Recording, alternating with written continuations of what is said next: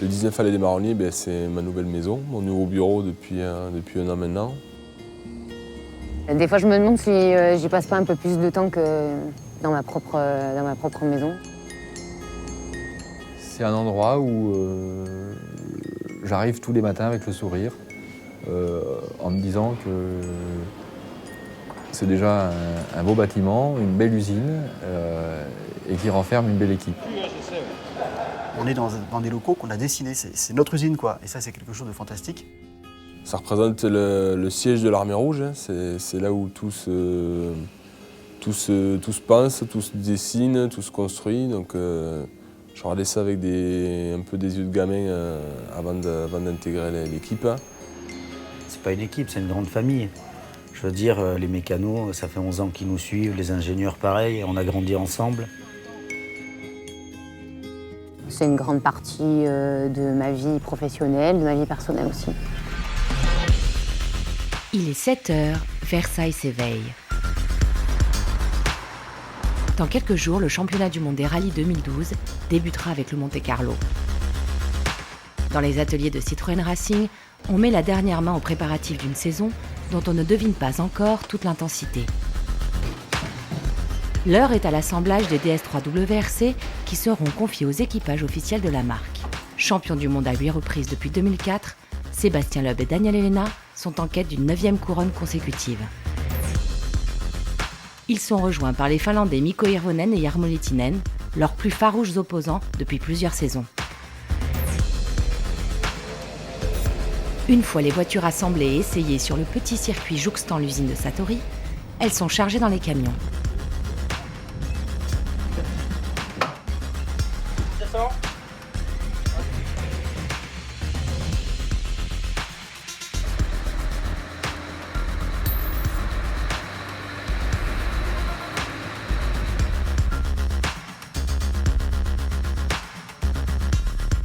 Cap sur Valence, dans la Drôme, pour l'ouverture de la saison.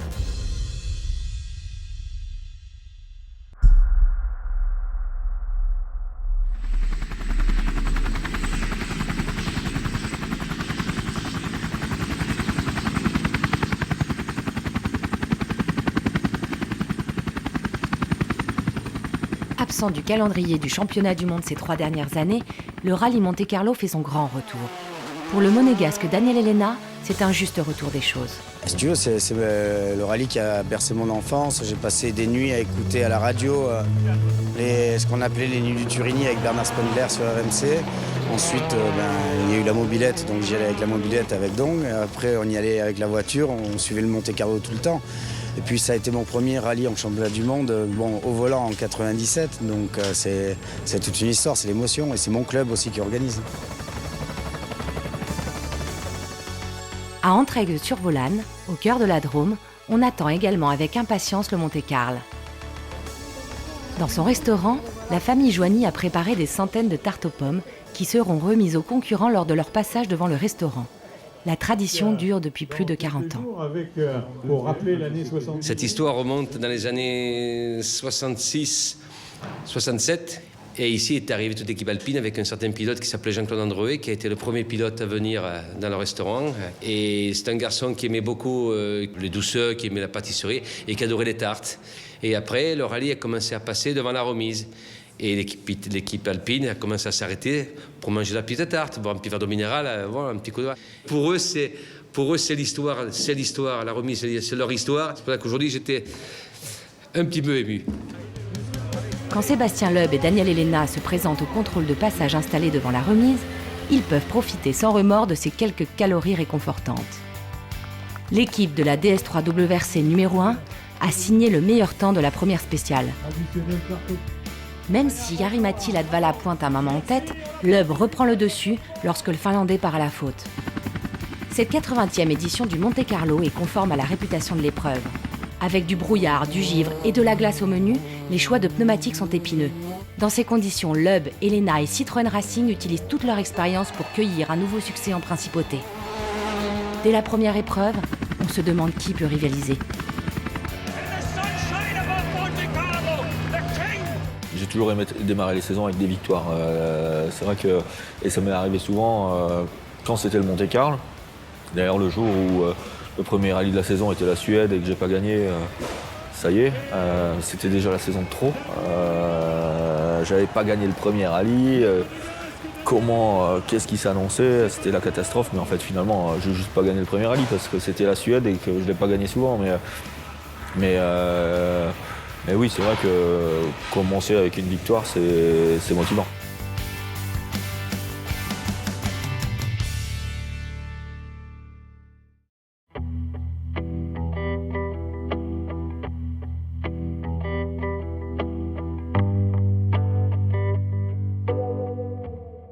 Saison du ski, la neige est bonne, elle glisse bien. Elle glisse même très bien. Sébastien Loeb ne se souvient sans doute pas que c'était aussi une Citroën qui avait remporté le rallye Monte-Carlo en 1959. 50 ans avant l'ère des WRC, la DS n'était pas seulement la voiture du général de Gaulle, c'était aussi une redoutable compétitrice en rallye. En engageant ses modèles, la marque aux chevrons utilisait déjà la compétition pour éprouver ses innovations technologiques. Parmi les pilotes mythiques de la marque, Philippe Vanberg se souvient justement de la voiture de ses débuts. La ronde s'achève, le rallye d'hiver est terminé. DS21, DS21 boîte hydraulique, je précise parce que c'était une auto, je sais pas pourquoi, c'est une auto qui me plaisait bien, qui fonctionnait bien à l'époque en course, qui avait des résultats. Dans des différentes marques qui étaient capables de participer à un championnat entre Renault, Peugeot, Citroën, en voiture française, c'était une voiture révolutionnaire un petit peu la DS, par le fait de sa suspension hydropneumatique qui était très intéressante sur des terrains difficiles. Donc je crois que Citroën avait toujours un petit peu d'avance, moi je dis toujours, dans leur solution technique. Après la DS, Citroën poursuit son implication en rallye avec les SM et autres CX. Mais au début des années 80, la compétition entre dans son ère moderne. C'est quand les équipes officielles sont arrivées en nombre avec des moyens importants. Tout d'un coup, ça a explosé, quoi. D'abord parce qu'il y avait un enjeu, il y avait des pilotes qui sont arrivés, des marques motivées, des sponsors. Donc tout ça fait que le sport automobile a éclaté. Avec l'avènement du groupe B, Citroën s'appuie d'abord sur la fameuse Visa 1000 pistes. Ses 4 roues motrices et son poids-plume feront le bonheur d'une génération entière de pilotes. Le groupe B était parti, donc la Visa est arrivée au bon moment. Mais déjà, Citroën pensait à développer une voiture plus puissante pour pouvoir pouvoir se battre avec les Audi, les Turbo 16. Et c'est là où la suite a été un peu douloureuse. La suite, c'est évidemment la BX4TC qui débute au Rallye Monte-Carlo 1986. Au volant, on retrouve Jean-Claude Andruet et Philippe Vanberg. Mais l'aventure tourne court et Citroën se retire après quelques épreuves.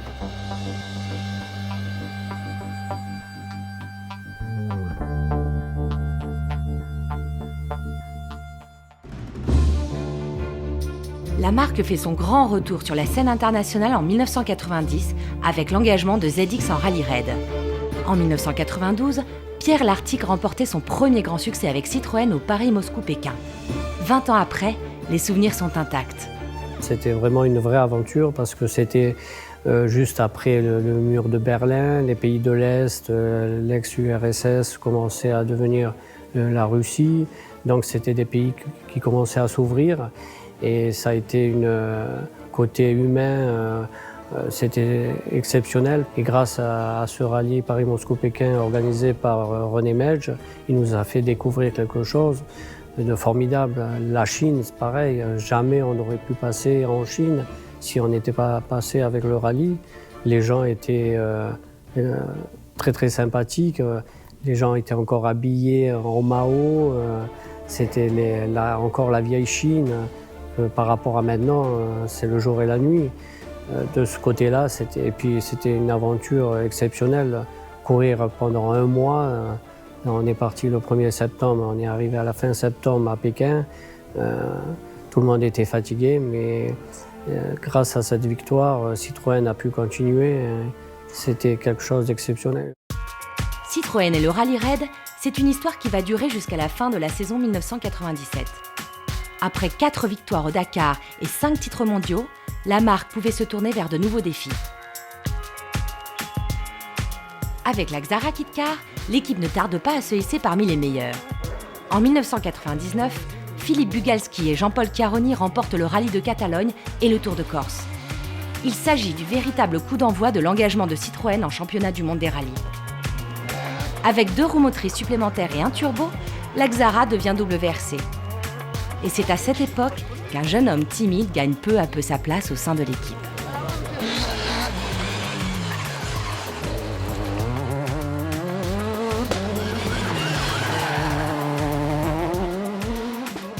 La première fois que je l'ai rencontré, alors Sébastien aussi bien que Daniel, parce qu'en fait c'était en même temps. C'était pour une séance d'essai, ils faisaient une séance d'essai avec la Saxo.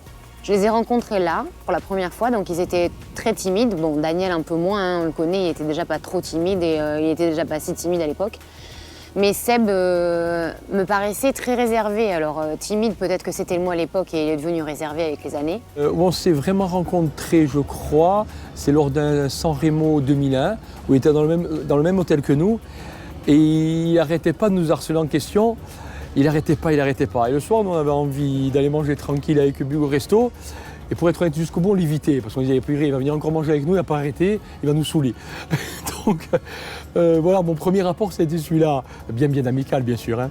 La dernière étape a été franchie lors des essais terres, quand l'ensemble de l'équipe, et Jean-Claude Vocard y compris, a vu la façon dont il pilotait.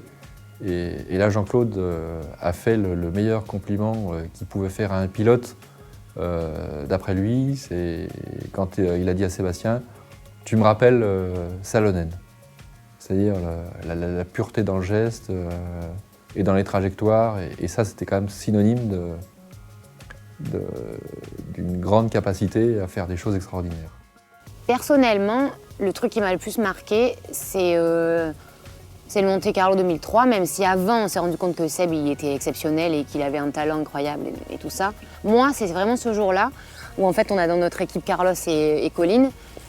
Déjà on se dit bon, on a 2 mecs qui sont champions du monde, normalement ils savent de quoi ils parlent et tout. Et Seb il les tape au premier rallye, il fait premier devant eux au Monte-Carlo et on fait un triplé pour Citroën, c'est juste le truc énormissime. Je dis souvent ce truc-là, je me vois marcher en revenant de la zone média et arriver vers la zone d'assistance, c'était juste mais vachement de monde partout et c'était peut-être une des premières fois où on voyait autant de monde autour de notre marque, de notre équipe, de nos pilotes et tout. Et là je me suis dit waouh, je travaille pour les Rolling Stones quoi. Salut. La suite de l'histoire, vous la connaissez. Sébastien Loeb et Daniel Elena ne vont pas rester longtemps dans le rôle des outsiders. Ensemble, ils vont vite devenir des références avant de faire tomber tous les records de l'histoire du WRC. Au volant de la Xara, de la C4 et de la DS3 WRC, ils vont accumuler 76 victoires et 9 titres mondiaux de 2004 à 2012. Cet équipage phénoménal permettra également à Citroën de remporter 8 titres mondiaux, série en cours. À tout juste 24 ans, Thierry Neuville a grandi en suivant les exploits de Sébastien Loeb. Nouveau venu au sein de l'équipe Citroën Racing cette saison, le jeune Belge ne s'est pas fait prier lorsqu'il a été question de venir découvrir quelques modèles mythiques en compagnie de 2 pilotes de légende.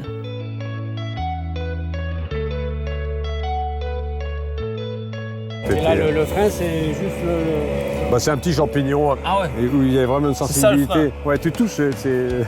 Et ça bloque les roues. Mais ça fonctionne bien. Non, t'arrives à doser un petit peu quand même. Ouais. Alors, la 1000 pistes. Moi j'étais étonné de la voiture comme c'est super facile agile, à piloter. Ouais. Le seul truc c'est qu'il n'y a pas de frein. Hein.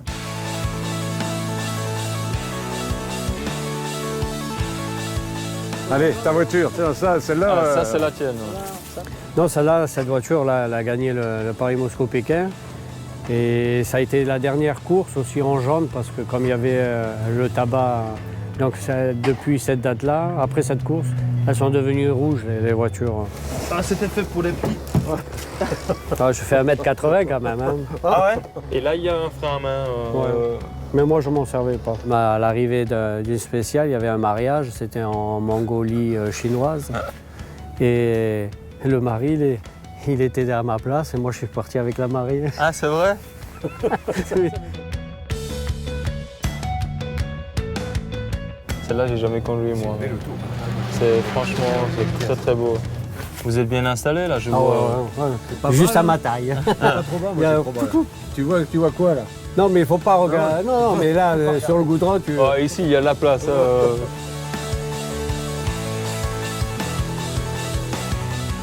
Ben voilà, celle-ci, je connais beaucoup mieux. Ah, alors explique-nous. Quand on voit justement l'histoire qu'on vient de faire, on arrive ici, on est au bout, quoi. Mais c'est beaucoup d'électronique, mais tout est bien pensé pour changer les pièces quand il faut. Montage de ces autos.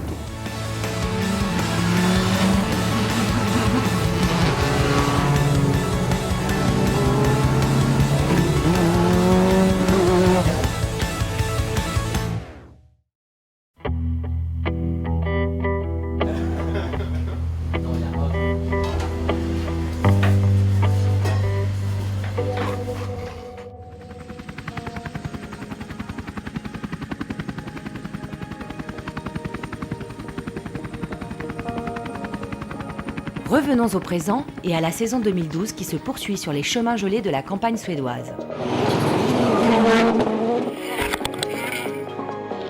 Tanké dans un petit mur de neige en début de course, Sébastien Loeb est vite écarté de la lutte pour la victoire. Nyppy heittää 10 lyhytasen täys. Ja Nyppy täys 120. Nyppy täys 100. Huomio. Nyppy jarru 6. Pitkävasen K-ura. Jarru 3. Oikein hidas tiukka. 7. Les chances de Citroën reposent sur les épaules de Mikko Hirvonen, qui évolue sur un de ses terrains de jeu favoris. La bagarre avec Latvala est splendide. À coups de seconde, les deux rivaux repoussent leurs limites. Un peu moins à l'aise quand la glace cède la place à la terre gelée, Mikko doit se contenter de la deuxième place. La victoire n'est que partie remise. Le temps d'adaptation a beaucoup joué. Mikko, en Suède, il était encore novice au volant de la DS3. Le sentiment qu'on a et le sentiment que j'ai, c'est qu'on ferait la Suède aujourd'hui, Mikko gagnerait la Suède.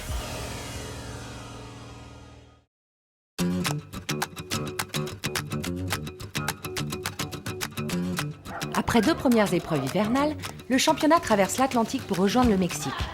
Comme chaque année, la petite colonie du WRC retrouve avec plaisir la ville de Guanajuato.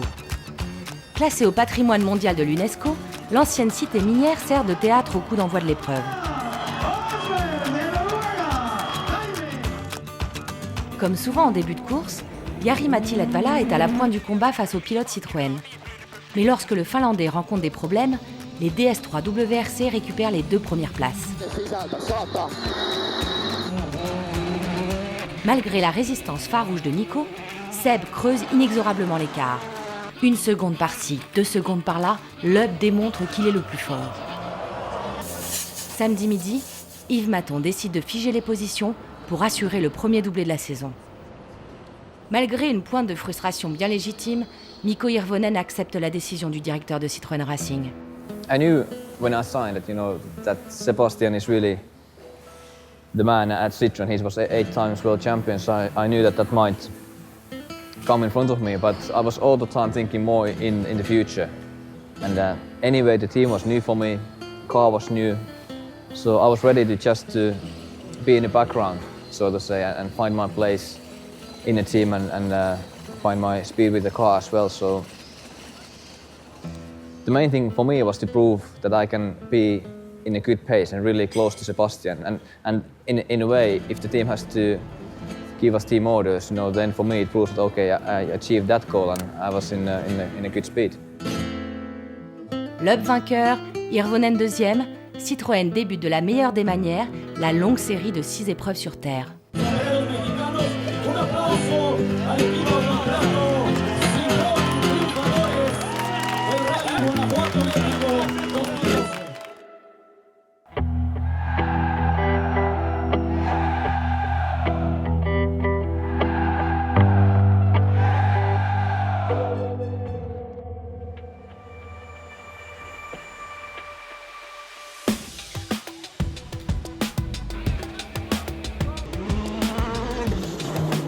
Pourtant, au Portugal, c'est la douche froide. Dès le premier jour, Sébastien Loeb et Daniel Elena abandonnent sur sortie de route. Sur attention ciel, pour droite 120 plus court, ouvre et ferme top 43 frein. Droite.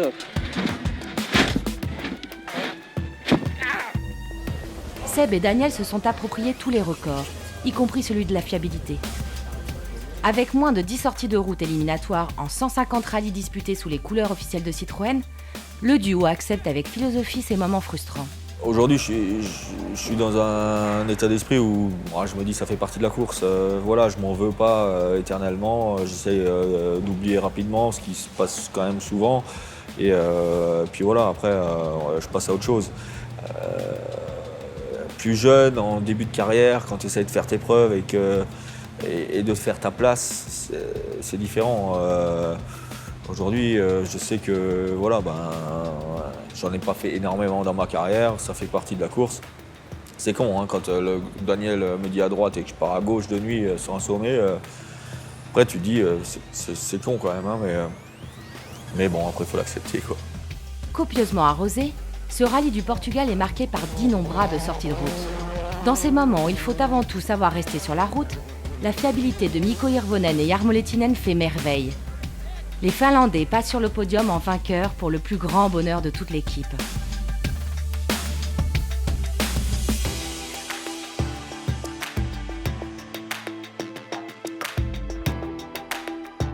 Mais quelques heures plus tard, la DS3 WRC numéro 2 est déclassée à l'issue des contrôles techniques. Je me vois encore à l'arrivée du rallye. Mikko, il y avait son père, ses enfants, enfin, toute l'équipe était très contente, on vivait ça, c'est fantastique. Et là, quand on m'appelle, quand Cédric m'appelle, moi j'étais dans ma chambre d'hôtel, Cédric était au vérif, il me dit il y a un problème sur l'embrayage. Bon, d'abord on se dit il y a une erreur, c'est pas possible.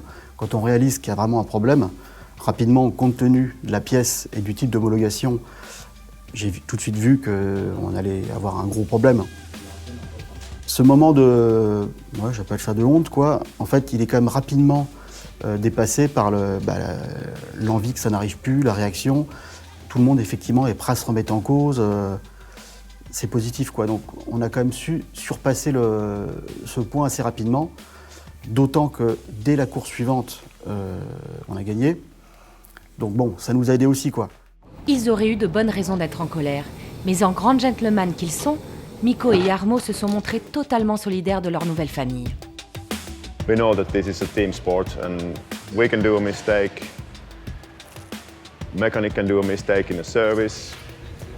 Team can do a mistake when they build a car. It's a bustle and it's just a part of the game. Mistakes happen as long as there is human beings doing things, and you just need to understand that and don't get too disturbed about it, and just look forward after that and learn your mistakes.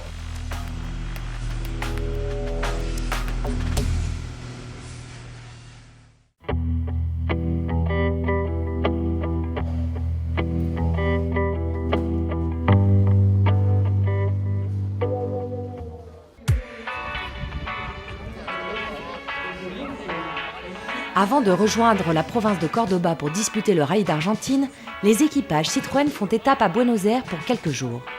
Roadshow dans les rues de la capitale, activités promotionnelles mais aussi moments de détente figurent au programme d'un rendez-vous devenu traditionnel au fil des années.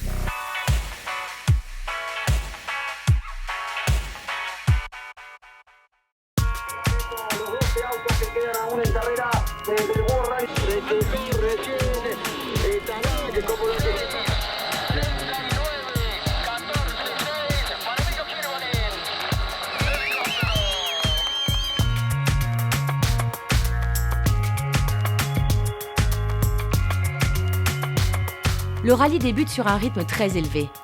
En pleine progression, Mikko Hirvonen met Sébastien Loeb sous pression. Les deux pilotes Citroën bouclent la première journée en tête avec un dixième de seconde d'écart. Le lendemain, Seb parvient à faire le break tandis que la concurrence se prend les pieds dans le tapis. Daniel Elena peut apprécier sereinement la fin de course. Moi, ce que je retiens du rallye d'Argentine, c'est le monde qui dorment dans les spéciales, qui vivent le rallye. Ils se déplacent pas, ils campent là pendant 2-3 jours. Et le meilleur moment, c'est dans la Cumbre, quand tu montes dans les épingles, et que tu as l'odeur des barbecues qui te rentre dans la caisse et tu te dis mais pourquoi on s'arrête pas à manger une bonne saucisse avec eux quoi. Ça c'est magique.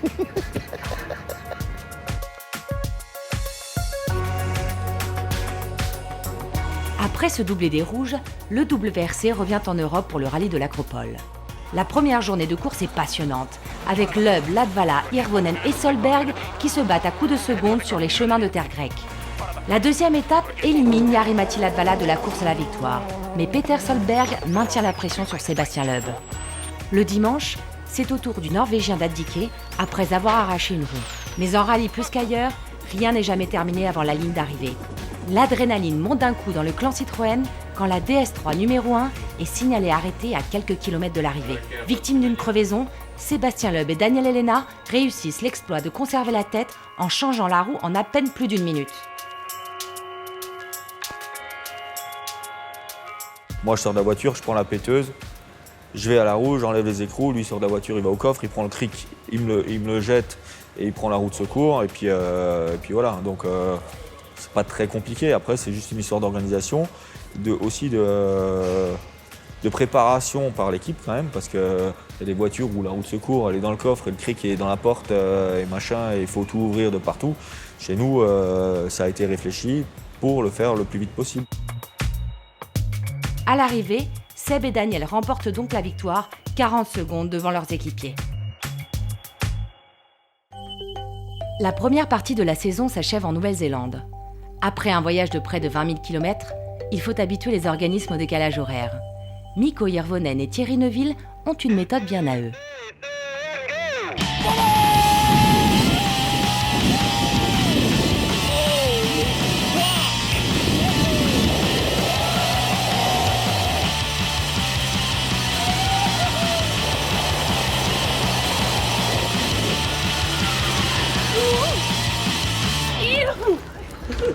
On est des malades, mais vraiment.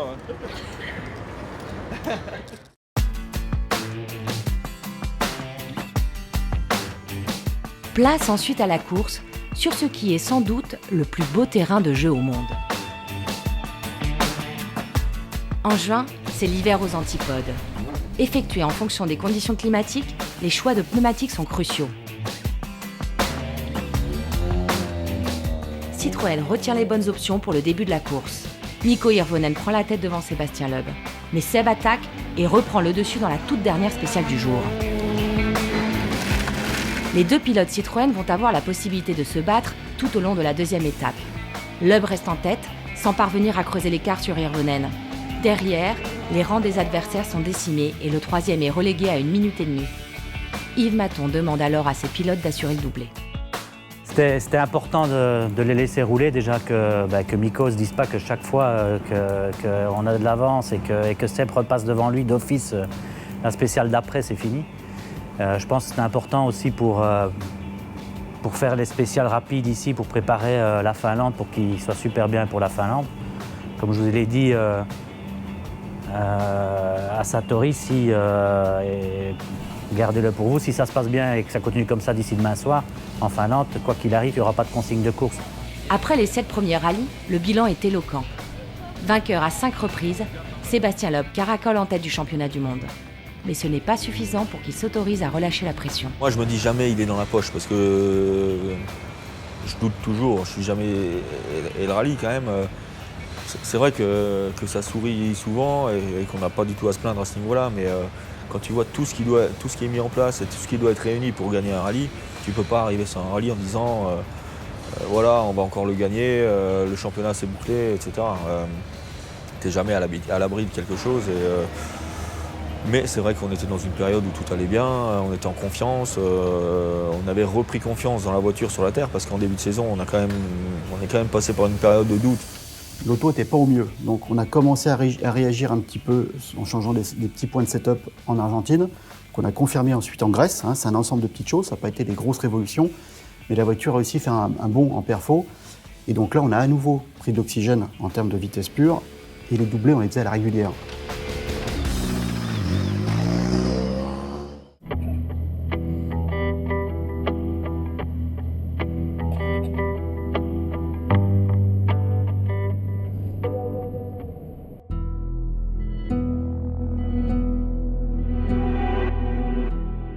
Avec 6 victoires obtenues lors des 8 premiers rallyes de la saison, Sébastien Loeb a déjà creusé un écart conséquent en tête du championnat du monde.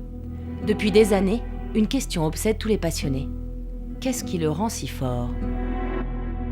On est arrivé à déterminer que ce gars avait une capacité à s'adapter au niveau de contraintes exigées dans l'instant. Plus on augmente les contraintes, plus il a cette capacité d'aller chercher des informations dans son corps, sans passer par une réflexion corticale, mentale. Ce qui fait qu'il n'y a pas vraiment de limite. Et ça rejoint cette fameuse phrase qu'il m'avait dit il y a bien longtemps, quand j'arrive à la limite, s'ouvre à moi un espace de liberté. Donc quand il arrive à la limite, il a tellement de capacité de puiser dans sa bibliothèque, je l'appelle comme ça, que il n'est jamais dépassé. On peut travailler ça en isolant un capteur.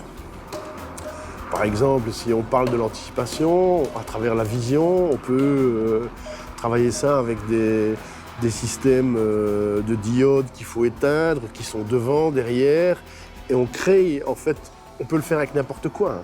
Mais en fait, ce qu'il faut, c'est créer la boucle neurologique, donc créer les conditions de l'expérience. Et une fois que l'expérience a été créée et perçue et conscientisée, après, il suffit de l'entraîner pour l'accélérer. Ce qui fait la force de Sébastien Loeb, c'est aussi la précision et la pureté de son pilotage. Des qualités qu'il cultive en circuit depuis de nombreuses années. Deuxième des 24 heures du Mans en 2006, le phénomène Loeb avait également eu l'occasion de briller au volant d'une Formule 1 lors d'essais organisés par Red Bull Racing.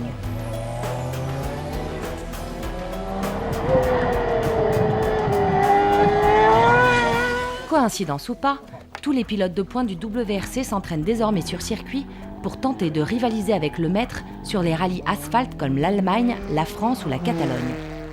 Le pilotage d'une WRC sur l'asphalte, même si c'est différent d'une monoplace, les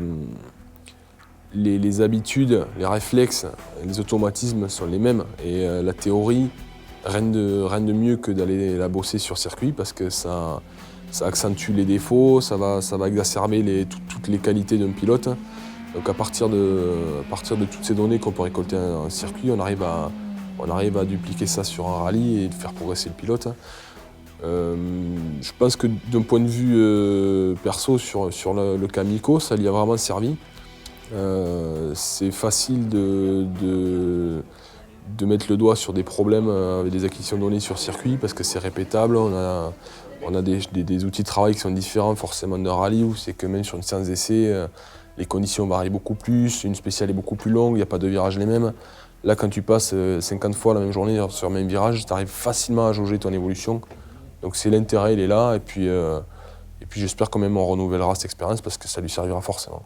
À leur tour, Mikko Hirvonen et Thierry Neuville ont goûté aux joies de la monoplace sur le circuit du Mans. Tout en gardant en tête les différences entre une piste de quelques kilomètres et une spéciale aux conditions changeantes, les pilotes Citroën ont trouvé des axes de progression pour leur pilotage. It helps you to understand and realize different ways of driving and braking, how you could maybe brake a bit more efficiency. But in rallying it's a bit more complicated and every corner is always different, so you don't have so clear braking points where to start braking. Ça m'a semblé vachement logique sur le circuit, mais en arrivant sur le rallye, c'est beaucoup moins évident parce qu'on roule à la note, on ne connaît pas le parcours par cœur, il y a des graviers qui s'ajoutent.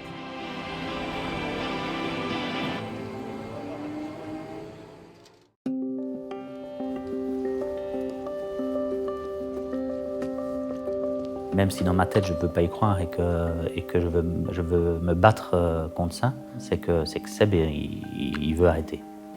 Il veut arrêter fin d'année. Il fallait bien que ça arrive un jour. Objet de toutes les interrogations et fantasmes depuis quelques années, la retraite de Sébastien Loeb et Daniel Helena prend une tournure concrète en milieu d'année. À la veille de la reprise du championnat en Finlande, le duo le plus titré de l'histoire semble avoir pris sa décision. Qu'est-ce que j'ai à prouver en fait en rallye? Je me dis que j'ai pas grand-chose à prouver. J'ai gagné 8 titres, j'espère en gagner 9 cette année. Que j'en fasse 8, 9 ou 10, ça ne changera rien à la suite de ma carrière. Et d'un autre côté, si j'ai envie de rebondir dans un nouveau programme et de faire autre chose après, il ne faut pas non plus attendre d'avoir 50 ans. Aujourd'hui, la volonté de continuer un rallye, c'est de peser le pour et le contre entre le temps passé en essai et en reco et en déplacement et le risque qu'on prend en course, etc., face au plaisir que j'en retire. Et donc voilà, je me dis qu'un jour il faut arrêter. Et c'est sûr qu'aujourd'hui, je vois que je suis encore performant, mais bon, un jour il faut passer à autre chose. On a des enfants. Tu sais, moi je vois Dorine, elle me réclame tout le temps. Hein. Elle va avoir 10 ans juste après le Deutschland. J'ai pas vu ses 10 ans, quoi. Et Roman 6 ans pareil, donc on va en profiter un petit peu plus. Mais c'est sûr qu'après, le côté d'être là, l'adrénaline, d'être à 100% tout le temps, c'est sûr que ça va faire bizarre, quoi. Sébastien Loeb a beau vouloir arrêter le rallye, il ne compte pas raccrocher sa combinaison pour autant. Je suis quand même encore plus pilote dans l'âme que team manager et j'ai toujours envie de courir, donc, mais peut-être de relever des nouveaux défis, de nouvelles choses.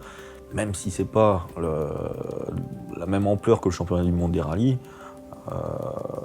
moi, continuer dans une autre discipline différente avec des nouveaux challenges, ça me dit bien. Donc voilà, il y a des choses qui sont envisagées, on est en train d'en discuter. Il faut voir ce que la direction de Citroën va penser de tout ça. On se doit de regarder toutes les options. Il n'y en a pas tant que ça déjà. Enfin, je veux dire, une discipline majeure en sport automobile avec une exposition correcte et un rapport, je dirais, retombées et coûts intéressant, ça commence à faire beaucoup de conditions. En circuit, la seule voie possible pour le moment, c'est le WTCC. Donc on est en train de regarder ce qu'on peut faire ensemble en WTCC à partir de, je ne sais pas bien quand, je dirais, on va dire courant 2014, mais pour le moment, c'est pas encore bien défendu.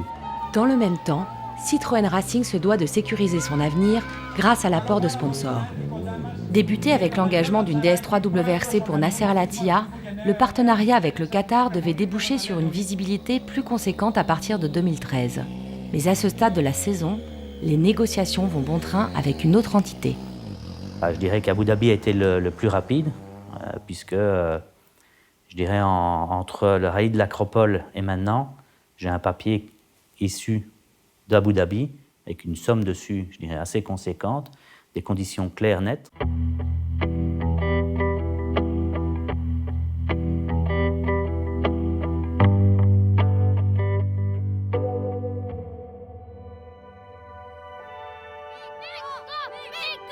Le rallye de Finlande, c'est un peu le Grand Prix de Monaco du WRC. L'épreuve que tous les pilotes, que toutes les équipes rêvent de gagner. Pendant des années, on n'était pas très loin. On a souvent fait des bonnes performances en Suède et en Finlande avant de gagner la Finlande.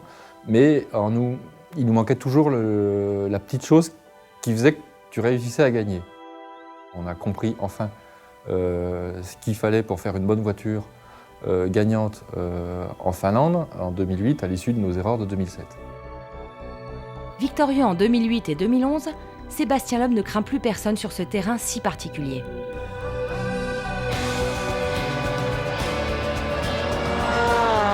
À voiture égale, Mikko Hirvonen compte bien décrocher un second succès sur ses terres. Mais cette fois-ci encore, c'est Sébastien Loeb qui aura le dernier mot. Les quelques secondes d'avance qu'il prend le jeudi soir, Mikko Hirvonen ne parviendra jamais à les rattraper. I was sure that I will catch that up, that it's not too much, that I can take it back, but I was wrong. You know, Sebastian, he's really good, and he has a lot of experience from Finland as well. So I could get close. I think the closest I was in 3 seconds, but that was it. So it was really close fight all the way through, but it was just not enough. J'ai fait un rallye parfait pour moi. Zéro faute, 100% à l'aise, serein, confiant. C'était la première fois que j'étais aussi confiant en Finlande. Et pourtant, Mikko et Jarmo auront tout tenté pour s'imposer à domicile. Le samedi, le rallye se terminait par la mythique spéciale d'Uninpuja, un tronçon avalé à 130 km/h de moyenne. Welcome to Uninpuja.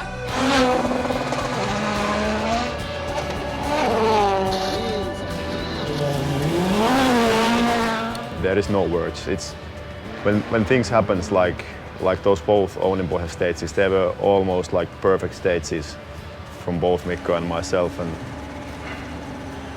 it's kind of when I'm reading the bass notes and you're fully focused, it's kind of looking a movie. I'm delivering the bass notes early enough for him to react, and it's kind of, you kind of have like a picture in your mind what's coming behind the corner, and that's like peeking into a future. It's something you can't really describe how it is. It's unbelievable. There is nothing else in the world but Mikko and myself and the car, and you can almost say that there is only one like a thing. It's not two drivers and one car, it's a one thing when everything is going perfect. Malgré un chrono record, les Finlandais s'inclinaient pour 6 petites secondes.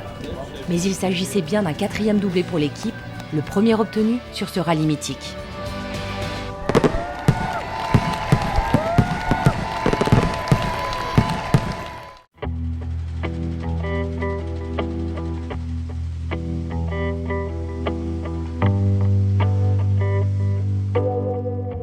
Since I was very small, it was always my dream to become a rally driver. And when I was 5 or 6 years old, that's the time when my father was still driving.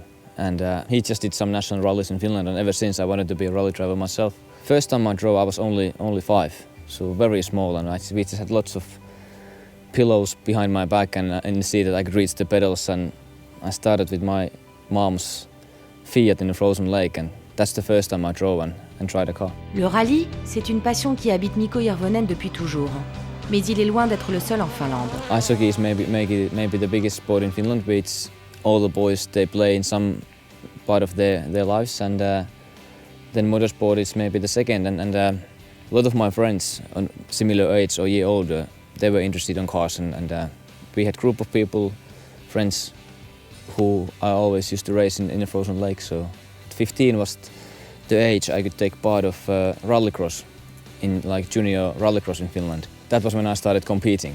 Until that, I was just working on the cars around the house and driving in a frozen lake. But then I did that 3 years, like in a junior class. Then when I got my driving license when I was 18, then I started rallying in Finland right away. And then slowly started to get further.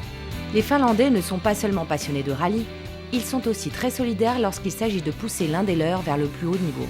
Comme d'autres avant et après lui, Mikko a bénéficié de cette filière.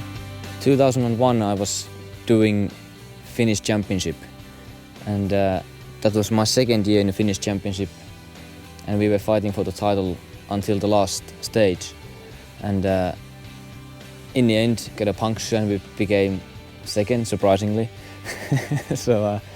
But after that season, after that race, I had a call from a guy who said that there's going to be a test arranged around Jyväskylä and there will be 4 drivers invited, and I was one of them, and that was my first contact to Timo Joukki, who is now my manager. He's been a manager basically for all the drivers in Finland, Tommi Mäkinen and Juha Kankkunen, everybody. We went to the test, and the test went really well, and then he started to support me and kind of helped me with my career. So since end of 2001, it's been really only thing what I've done, just planning my career and try to get further. Avec 7 pilotes titrés depuis 1977, la Finlande est la nation la plus fertile en champion du monde des rallyes. Ce succès s'explique sans doute par la nature des routes du pays, ponctuées de ces fameux jumps. Mikko, qui poursuivra peut-être la lignée après ses 4 titres de vice-champion du monde, nous a livré quelques-uns de ses secrets. We are in Finland, and we are now in very typical Finnish gravel road. It's quite wide, and from the surface you can see that's kind of a surface we call country tarmac. It's very compact gravel, and it's there's a very good grip if it's clean, but if there's a little bit loose gravel on top, it's very, very slippy. And this is actually a famous old stage in Finland which has not been used in years, and it's called Humalamäki. Very fast with big jumps. Rally Finland and these roads, which is very important, is the lines, because we have so much speed all the time, and because the roads are wide, it's maybe a little bit like in Formula 1 that you have to have a perfect line all the time, that you can get the best time and you don't kind of go too wide, and you can carry the speed through the corners. So like you just have to use the whole road and then take always the inside of the corner, but also think about the jumps in the same time as well.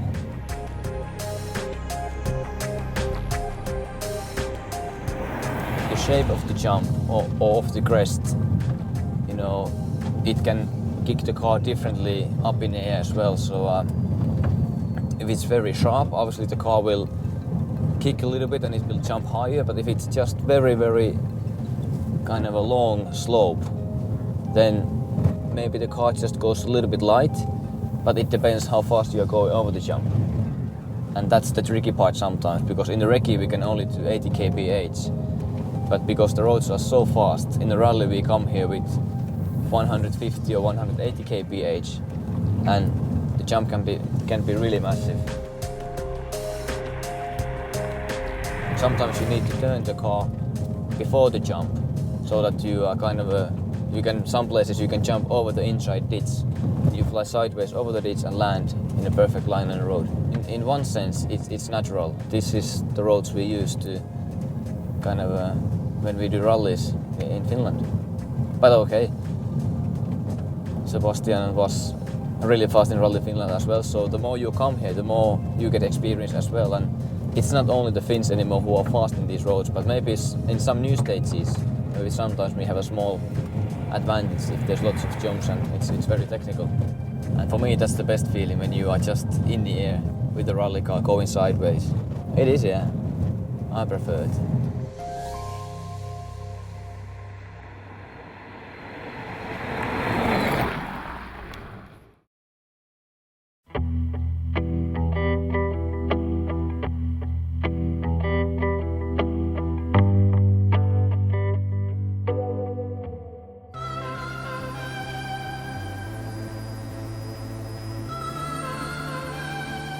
Après une longue série de 6 rallyes sur terre, le WRC retrouve l'asphalte en Allemagne. Déjà 8 fois vainqueurs de cette épreuve entre 2002 et 2010, Seb et Daniel ont établi un record en la matière.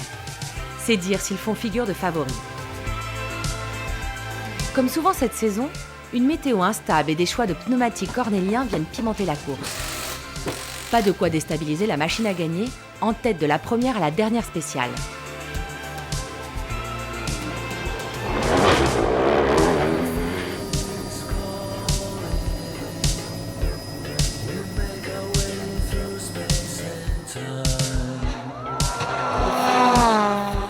Il n'y a pas eu de match sur les bords de la Moselle. Après l'Argentine, la Grèce, la Nouvelle-Zélande et la Finlande, Seb creuse un peu plus l'écart avec cette 5e victoire consécutive.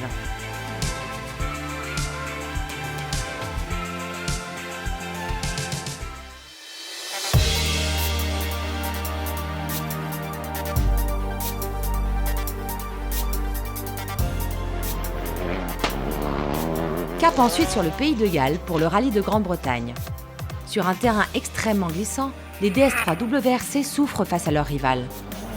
Intouchable, Jari-Matti Latvala file vers sa 2e victoire de la saison. Après avoir passé Peter Solberg en toute fin de course, Seb se contente de ce résultat. Quand on fait 2e, c'est pas une défaite. Contrairement à ce que plein de journalistes ont pensé là-bas, etc. On peut pas tout le temps gagner, quoi. Et finalement, moi, une 2e place en Angleterre, par rapport au championnat, par rapport à tout le contexte qu'il y avait autour, ça m'allait très bien. C'est un terrain sur lequel Ford a toujours été bien, Latvala a toujours été bien. Voilà, il n'y a pas de raison qu'on gagne partout. Ça a été interprété comme une défaite, mais pour moi, c'était un bon résultat. D'accord. 100 mètres. Hein? 2e et 5e à Cardiff, Loeb et Hirvonen éliminent de la course au titre tous les autres pilotes. Au vu de son avance, Sébastien Loeb peut considérer que son 9e sacre n'est plus très loin.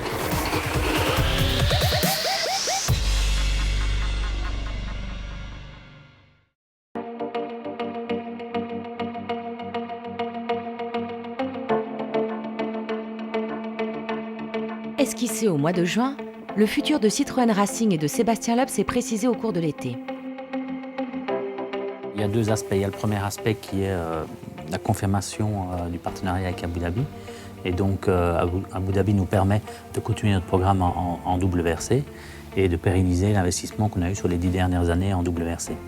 Le deuxième aspect, c'est le désir de Seb d'être ambassadeur de la marque Citroën et le désir de la marque Citroën de continuer à, je dirais, utiliser en commun l'image de Seb et l'image de Citroën qui se marient très bien.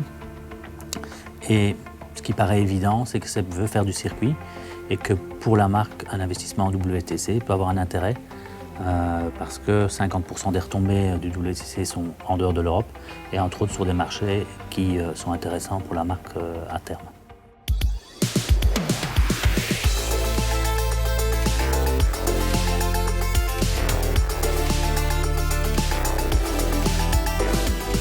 L'annonce du programme 2013 va s'effectuer lors de l'ouverture du Mondial de l'automobile de Paris. Soigneusement choisi, ce moment témoigne de l'importance qu'accorde la marque au sport automobile. Je crois que le sport automobile, au cours des 10 dernières années, a joué un rôle indéniable dans la transformation d'image de Citroën. Quand on regarde où était Citroën à la fin des années 90, on était vraiment dans une mauvaise position. Citroën n'avait plus comme client que ses anciens clients. Citroën avait perdu toute attache avec ce qui fait son ADN. Son ADN, c'est de l'innovation, c'est de la créativité. Il y a un travail formidable fait, bien sûr, sur le produit au cours des 10 dernières années, qui a transformé la gamme de Citroën, travail fait sur l'image, mais le sport automobile a joué sa part, j'en suis convaincu. C'est aussi une chance extraordinaire, il ne faut pas se le cacher, d'avoir eu Sébastien Loeb, qui a une image et une notoriété énorme qu'aucun pilote de rallye, je pense, n'avait jamais eu. Je crois que, hors les fans de sport automobile, personne ne connaît le nom des pilotes de rallye, alors que tout le monde connaît le nom de Sébastien Loeb. Et la chance fantastique qu'on a, c'est que son histoire s'est bâtie en même temps que l'histoire de Citroën.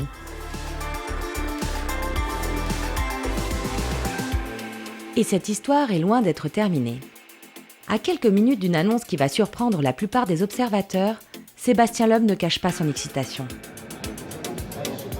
Oui, vraiment, c'est quelque chose qui me plaît. C'est vrai qu'aujourd'hui, je dis pas le rallye, c'est au niveau pilotage, je pense que c'est ce qu'il y a de plus fort, au niveau sensation, improvisation, etc. Par contre, ça fait des années que j'y suis, j'ai tout gagné, et de pouvoir partir dans un nouveau projet avec Citroën, avec qui on a tout gagné ensemble en rallye, c'est vrai que pour moi, c'est la solution idéale.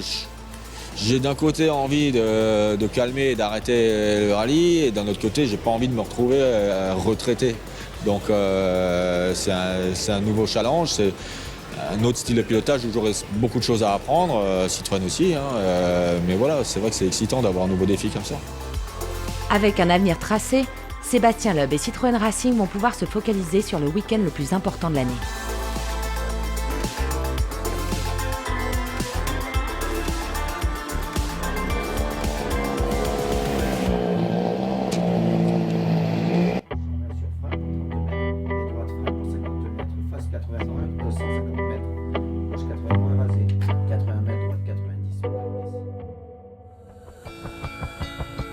Même s'il reste 3 rallyes à disputer, les titres mondiaux sont à la portée de l'Armée Rouge dès le Rallye de France. Depuis que l'Alsace a remplacé le Tour de Corse au calendrier, l'épreuve a pris une toute autre dimension populaire. Des centaines de milliers de spectateurs font bloc derrière l'enfant du pays. La première année, on ne savait pas trop à quoi s'attendre. Je me disais, bon, il y aura au moins autant de monde qu'en Allemagne. Mais l'ampleur que ça avait pris là-bas, c'était vraiment impressionnant. La pression est clairement sur les épaules de Seb et de Citroën, mais l'équipe, dans son ensemble, cherche à s'isoler dans une bulle de sérénité. Du début des reconnaissances jusqu'au podium, on essaye justement d'évacuer ce surplus de pression en considérant le plus possible ce rallye comme un autre pour ne pas se laisser envahir par l'enjeu. Le plus dur à gérer, c'est la foule et les journalistes. Ça, c'est juste un enfer. Le seul moment où tu es bien au Rallye de France, c'est quand tu es bien le cul dans la caisse avec le casque sur la tête, qu'il n'y a personne, quoi. Là, tu es bien. Et donc là, tu peux te concentrer et te donner à fond dans les spéciales.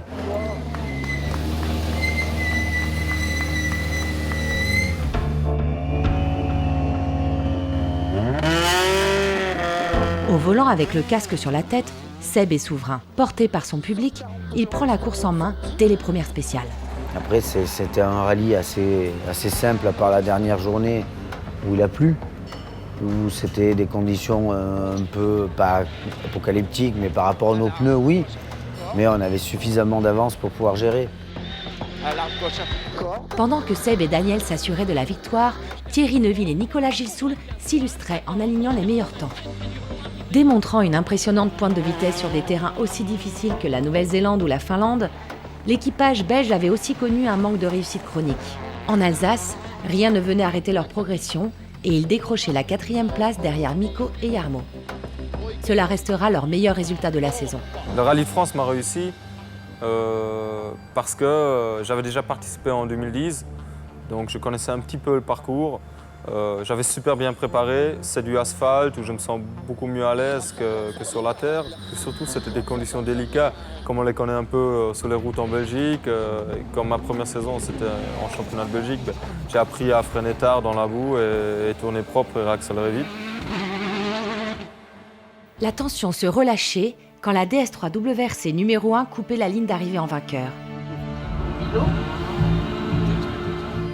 Instantanément, une douce euphorie venait envahir le parc d'assistance. L'émotion, c'est surtout de voir que l'équipe que j'ai créée continue à gagner et qu'elle ait gardé cette solidarité fantastique qui lui permet de gagner son partage, et ça, c'est fantastique. Quand tu as été là pour le premier titre de Seb et que tu te dis que ça va être le dernier, ben, c'est quand même un moment de la vie quand tu es un passionné de sport automobile. C'est un travail d'équipe extraordinaire pour lequel il faut féliciter tout le monde. Sébastien et Daniel étant la partie la plus émergée de l'iceberg. Il faut aussi associer nos partenaires Red Bull et je disais tout à l'heure Michelin, Total, Citroën, 3 grandes entreprises françaises qui marquent de leur empreinte le sport auto. Je pense qu'on peut en être fiers.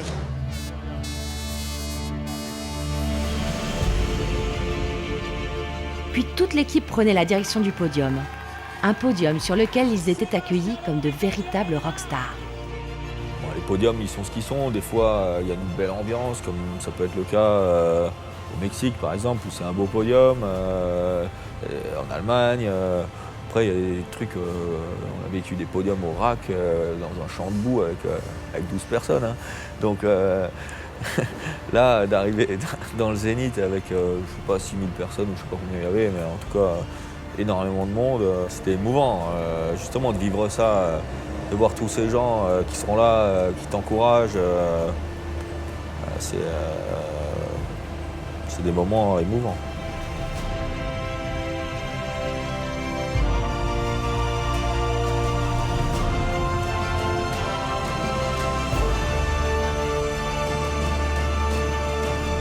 Les célébrations ne s'arrêtaient pas sur le podium de Strasbourg. Du côté du 19 Allée des Marronniers, on savourait surtout le titre de champion du monde des constructeurs, le 8e acquis depuis 2003. Un titre auquel Mikko a grandement contribué. We won the title this year. It's in many rallies we were first and second, so for me clearly we were the strongest team this year.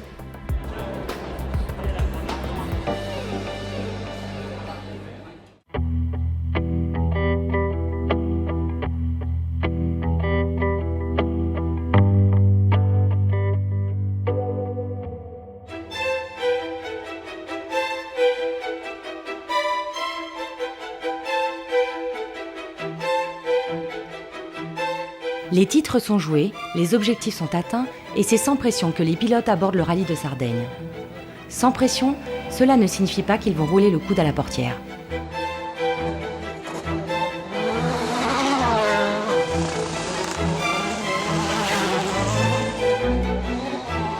Dès les premières spéciales, Loeb et Hirvonen entament un duel à coups de seconde.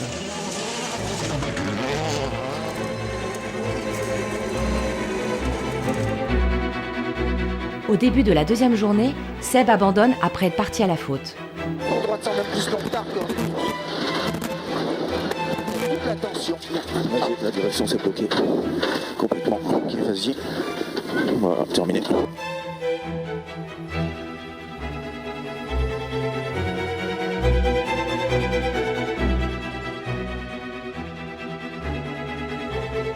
Il ne sera pas le seul sur ce rallye, loin de là.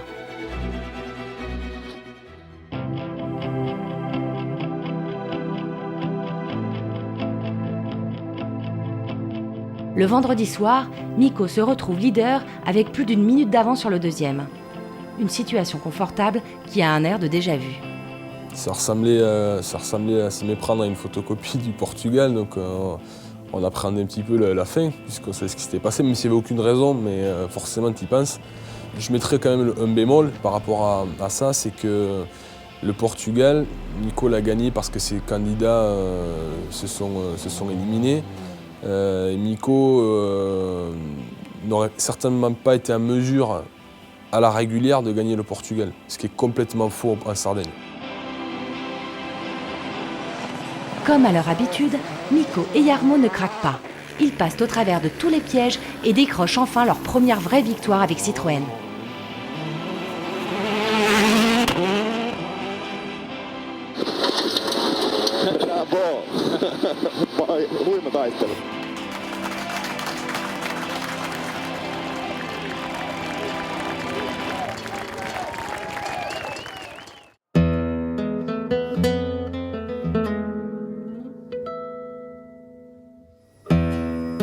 La saison s'achève en Espagne, le seul rallye mixte de la saison.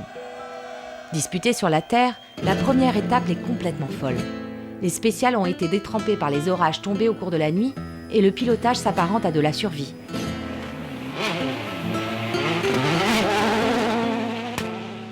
Tête à queue pour l'Advala, sortie de route pour Neuville et Solberg. C'est quoi ça? On sait rien. Seul virage à Peters? Ah, je ne sais pas.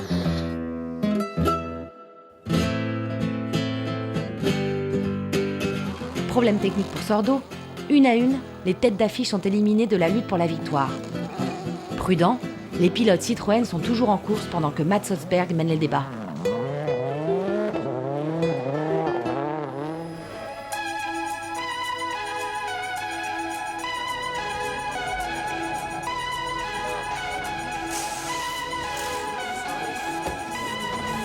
Samedi matin, la course se poursuit sur asphalte et le jeune Norvégien part à son tour à la faute. Après avoir attendu son heure, Sébastien Loeb récupère le commandement. Rester sur la route fait partie de la course et de jouer un championnat. Se faire donner en l'acceptant facilement, c'est pas facile. Je suis le premier à ne pas l'accepter. Donc après, s'ils vont au tapis parce que je les ai parfois poussés un peu à la faute, ça fait partie du jeu.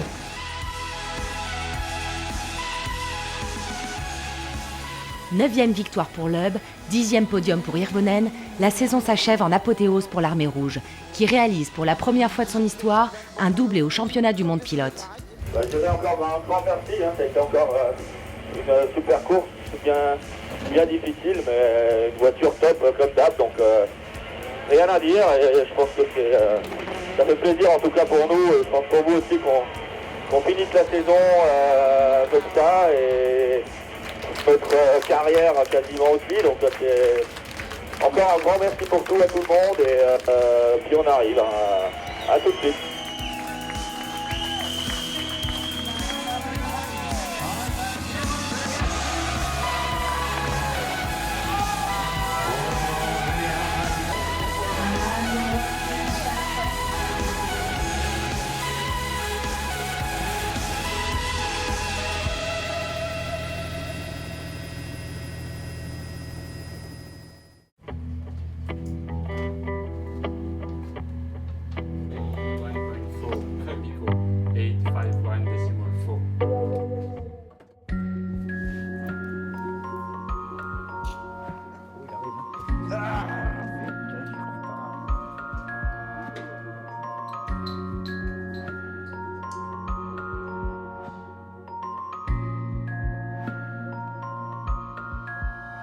Entre les sollicitations médiatiques, les célébrations de fin d'année et les séances d'essai qui se poursuivent, Seb et Daniel n'ont eu que peu de temps pour souffler depuis la fin de saison.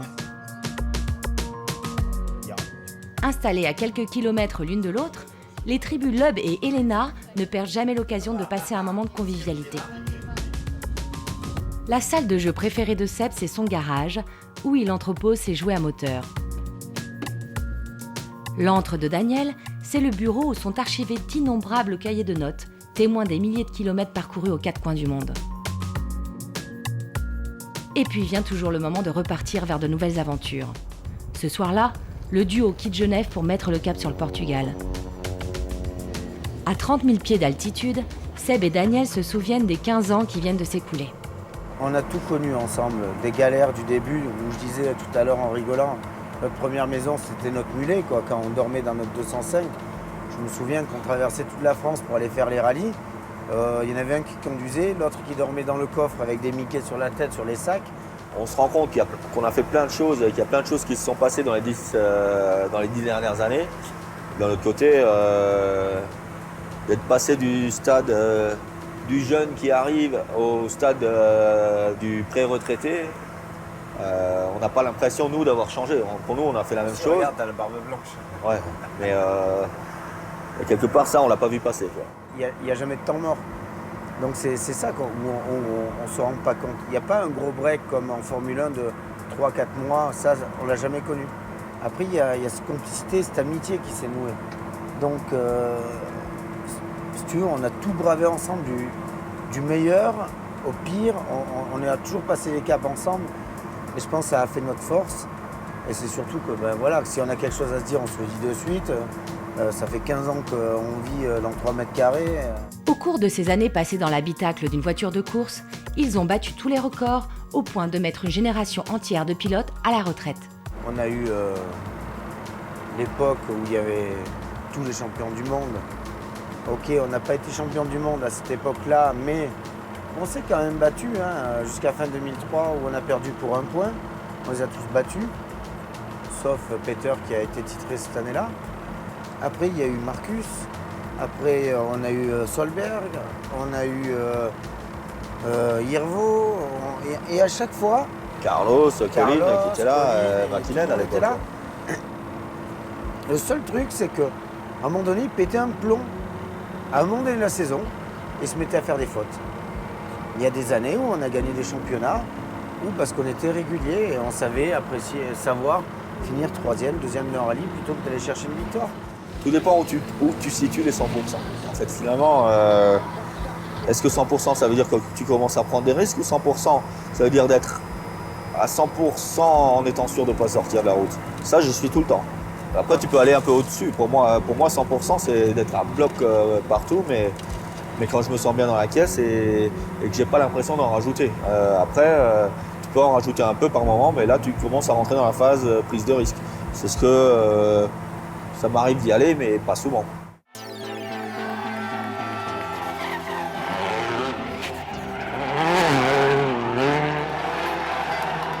Comme tous les sportifs de haut niveau, les victoires et les succès débouchent sur une vie matérielle aisée, une vie dont ils n'auraient jamais rêvé à leur début.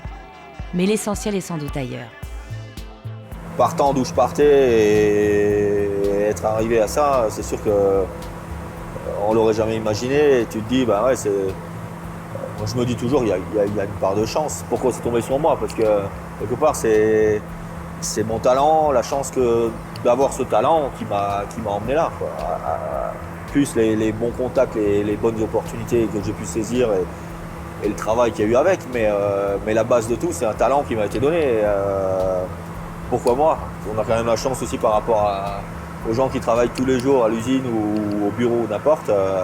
Quand on est à la maison, on a le temps d'en profiter. Donc non, c'est un équilibre de vie à trouver. Il y a certaines périodes dans l'année où c'est chargé, on part tout le temps et on se dit c'est un peu trop. Et après, il y a d'autres périodes où on est plutôt cool, donc ça va. Le truc le plus important, c'est la santé, parce que quand on voit un peu ce qui se passe autour de nous, tu te dis on a de la chance d'être en bonne santé, de pouvoir vivre ce qu'on vit, et après tout le reste c'est que du bonus, mais avant tout, d'être en bonne santé, en forme et bien équilibré à la base, c'est quand même pas mal, quoi. À 38 ans, Sébastien Loeb n'est pas prêt à passer ses journées en pantoufles. Plus que jamais, il est prêt à relever un nouveau défi en changeant de discipline, comme d'autres changent de métier. C'est pour ça que j'essaie de faire autre chose, justement.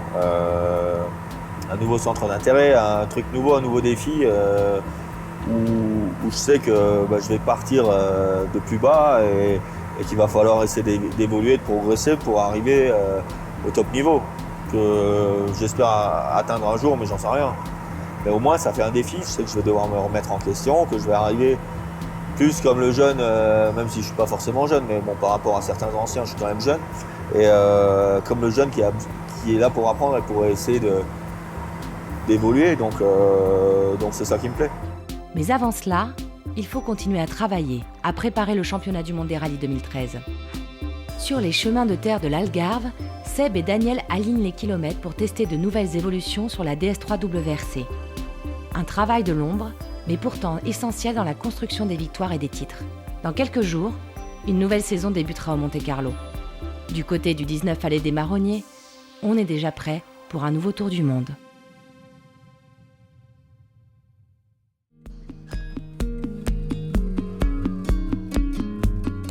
C'est pas parce que nous on va plus être là qu'il faut que ça s'arrête de tourner, il faut que ça continue avec la génération qui arrive.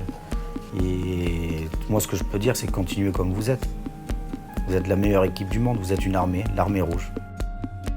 On dit toujours ouais, c'est une famille, ok. C'est vrai dans l'absolu, mais je pense quand même qu'on nous a donné une impulsion au départ et une communion, une envie de veiller sur ce team, de le protéger, de ne pas se faire battre. Franchement, cette envie demeure toujours. C'est rare de voir une équipe tendue vers un objectif à ce point-là, où chacun est tendu vers l'objectif de l'équipe et pas son objectif personnel, où il y a un exemple de solidarité absolument incroyable. Cette espèce de tension vers le résultat aussi, permanente, d'engagement sur le résultat, est aussi complètement exemplaire.